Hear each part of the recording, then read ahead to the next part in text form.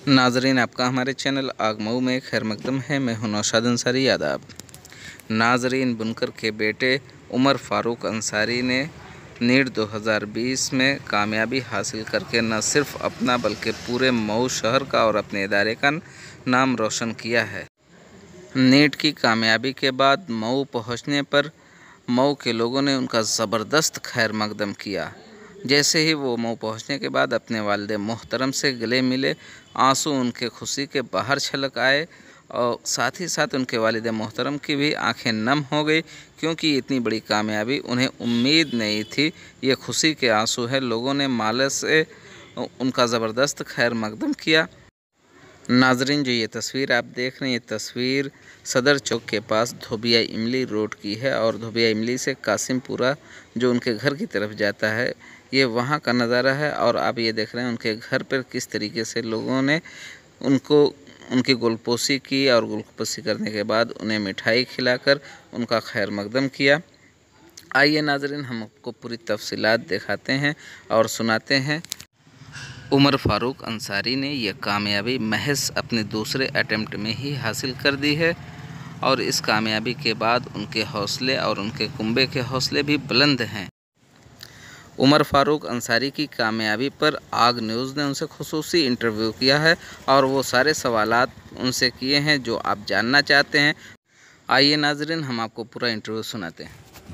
नाजरीन, आपका हमारे चैनल आग मऊ में खैर मकदम है। मैं हूं नौशाद अंसारी। आदाब नाजरीन, जैसा कि आप जानते हैं कि इन दिनों मऊ शहर तालीमी मैदान में बहुत तेज़ी के साथ आगे बढ़ रहा है और यहाँ के तलबा और तालबात अपनी हर रोज़ शनाख्त कायम करने में कामयाब हो रहे हैं। आज एक ऐसी शख्सियत से हम आपको रूबरू कराना चाहते हैं जो एक बहुत ही गरीब परिवार से है, बुनकर परिवार है। नीट 2020 क्वालिफ़ाई किया है। उनकी जो रैंक है 65 ओबीसी रैंक है। ऑल इंडिया रैंक तो अभी ये बताएंगे।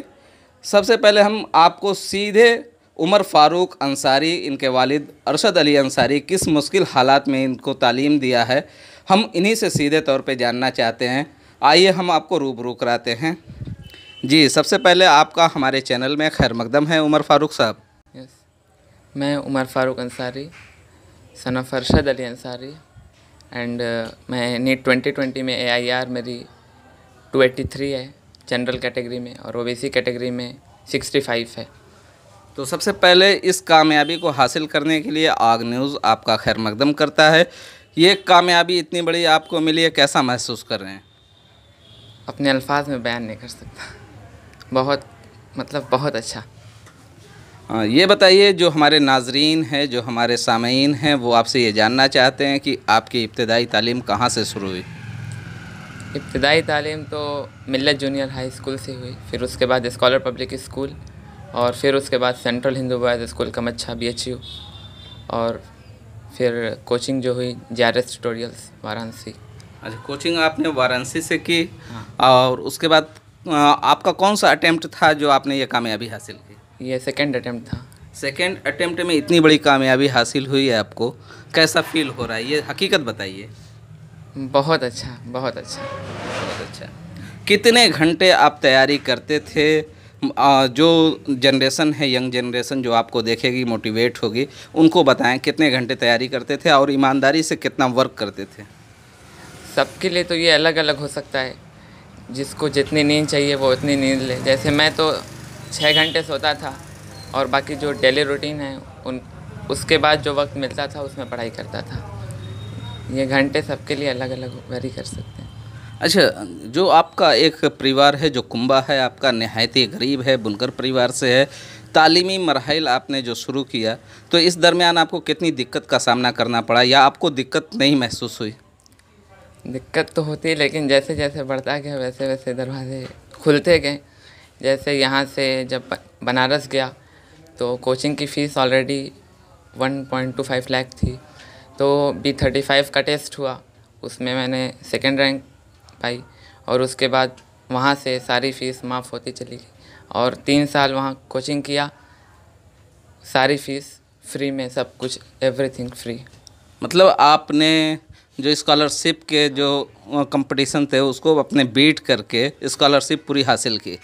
हाँ हाँ, या तो ये जो कामयाबी मिली है आपको, आप मिल्लत नर्सरी स्कूल से इब्तदाई तालीम हासिल किए और इस तरीके से आगे बढ़ते रहे। अब आप नीट क्वालिफाई कर लिए हैं, तो इसके बाद क्या एम है आपका? अब जहाँ भी मेन एम तो मेरा है कि न्यूरो सर्जन बनना है।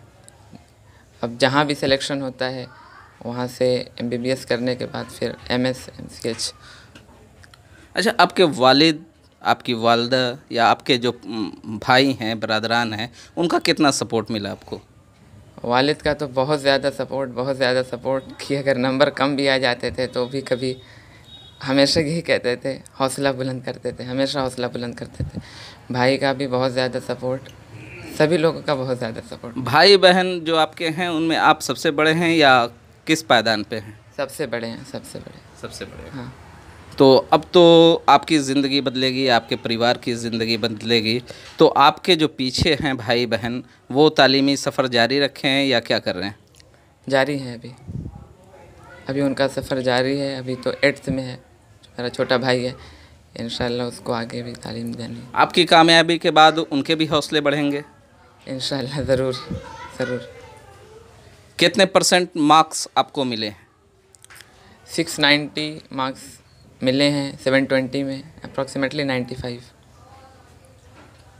और जहाँ से आपने कोचिंग की, वहाँ के जो आपके असातिज़ा थे, जो आपके टीचर्स थे, उनका आपके साथ कैसा रवैया रहा? बहुत अच्छा, बिल्कुल फ्रेंडली। कभी भी क्वेश्चन के लिए कह देते थे तो कभी मतलब मना नहीं करते थे, हमेशा क्वेश्चन का जवाब देने के लिए रहते थे और हमेशा बोलते थे कोई भी क्वेश्चन कभी भी फंसे फ़ौरन पूछो। एक गरीब लड़का अगर तालीमी सफ़र अपना जारी रखना चाहे, उसके दरमियान में बहुत सारी रुकावटें पैदा होती हैं, तो आप उनको क्या पैगाम देना चाहेंगे कि उनका तालीमी सफ़र जारी रहे? सबसे ज़रूरी है मेहनत के बिना, अगर टैलेंटेड हैं तो भी अगर मेहनत नहीं है तो फिर भी कुछ नहीं होने वाला है। ऐसे मेहनत बहुत ज़रूरी है और मेहनत अगर होगी तो इंशाल्लाह खुद ब खुद दरवाजे खुलते चले जाएंगे। ये गरीबी गुर्बत जो है वो हायल नहीं होती? नहीं, अगर जुनून जोश है तो मुझे तो नहीं लगता। हम अब अरशद अली साहब से जानना चाहेंगे, जो इनके साथ में बैठे हुए हैं दाएं साइड में, इनके वालिद मोहतरम हैं। अभी भी इनकी उम्र खुद देखने में कम है, उनके बच्चे इतनी बड़ी कामयाबी हासिल किए हैं। अरशद अली साहब, आपका खैर मकदम है, और सवाल भी ये है कि आपको कैसा महसूस हो रहा है? बहुत अच्छा महसूस हो रहा है। अच्छा महसूस हो रहा है? चेहरे पे खुशी तो होनी चाहिए। हाँ जी भाई, खुशी तो है ही है। हाँ, खुशी तो है ही है। खुशी है। क्या उम्मीद थी कि आपको इतनी बड़ी कामयाबी आपका बच्चा हासिल कर लेगा? इंशाअल्लाह उम्मीद थी, इसकी मेहनत से इसकी उम्मीद थी। अच्छा, इनकी मेहनत से आपको उम्मीद थी कि ये हाँ, कामयाबी हासिल कर लेंगे? लिबोरियस थे, पढ़ने में बहुत मतलब लगे रहते थे। हाँ, मेहनत करते थे, इसकी वजह से जो है उम्मीद थी इंशाअल्लाह की कामयाबी अल्लाह देंगे। अच्छा, आपकी जो गुर्बत है, हमने देखा है आपकी जो दुकान है वो बहुत मामूली किस्म की दुकानें हैं, और घर पे भी जो लूम वगैरह पर्चा बाफ़ी का काम चलता था वो भी शायद आज के टाइम में बंद है, और ऐसे मुश्किल हालात में आपने अपने बच्चे को तालीम जारी रखी। क्या आपको कभी इस तरीके का महसूस नहीं हुआ कि नहीं, बच्चे को तालीम से हटा के उसको रोज़गार में लगाएं? तो अल्लाह ने रास्ता बनाया, इसकी मेहनत था कि इनकी फ़ीस माफ़ होती गई, ये पढ़ने के लिए मतलब क्या आसानी होती गई। जैसे ये गए थे DRS में, तो उन्होंने वहाँ पे जो है एग्ज़ाम जो उन्होंने दिया, उसके लिए जो है उन्होंने 97% इनका था, जिसकी वजह से उनका खाना पीना रहना हॉस्टल सब जो मतलब स्कॉलरशिप हाँ, इनको इन्होंने मिलती 97% हासिल करके उसका और वो फ्री कर लिया। अल्लाह ने उसकी उसका वजह से जो बहुत आसानी हो गई, कोई दिक्कत नहीं। इसका जो क्रेडिट है, जैसे आपको बच्चा दे रहा है, आप अपने असातिज़ा को दे रहा है, आप किसको देना चाहते हैं? सभी लोगों को, जितने हमारे परिवार के लिए सब लोगों का इसमें सपोर्ट रहा। बच्चे ने मेहनत किया, अल्लाह ने उसको कामयाबी दिया। तो नाजरीन, आप देख रहे थे अरशद अली साहब को और उनके बच्चे उमर फ़ारूक अंसारी को, आप सुन रहे थे। कहना इनका साफ तरीके से है कि अगर किसी भी चीज़ को हासिल करना है तो उसके साथ ईमानदारी और मेहनत का होना ज़रूरी है। जब तक आप ईमानदारी और मेहनत से काम नहीं करेंगे, उस चीज़ को हासिल नहीं कर पाएंगे जो आप चाहते हैं। नाजरीन, आपको हमारी खबर कैसी लगी ज़रूर कमेंट करके बताएंगे। अगर पसंद आए तो लाइक करें, शेयर ज़रूर करें। हम आपको आगे भी उमर फ़ारूक और इनके जैसे और लोगों से अपडेट न्यूज़ देते रहेंगे। तब तक के लिए हम आपसे इजाज़त चाहते हैं। अल्लाह हाफ़िज़।